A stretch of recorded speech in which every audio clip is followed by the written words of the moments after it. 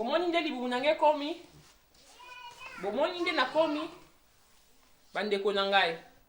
Contrôle biloko na ozolia, contrôler biloko na ozolia. Ba jus ba nini tika okoma libumu ekiti nde na lingite, mais quand même ekiti. Bota na ba vidéo nde na zalaki na nde na komi. Bono nde sport esali la nzoto langa. Nakokai ko vanda lelo samedi toza 16h33 nabite.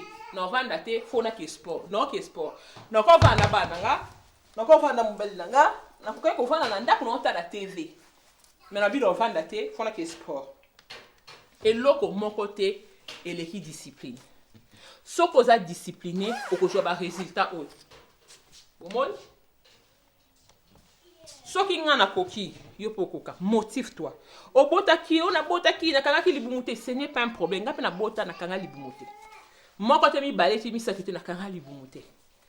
Mais lelo na se ressaisir. Ressaisis-toi, lève-toi. Libumune no ana e baby saka aspect.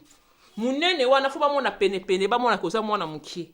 Na musika ba mona neti moi mère, neti moi yaya, neti moi tantine, ozo soin nzoto na ote. Prends soin de ton corps, OK? Sois soin ya nzoto na yo. Prends soin de ton corps. Reprends ta vie en main. Contrôler bloc olia sala sport. Soenga na koki. Soki nga lelo na kobi na talio. A te comité ndenge na so penser.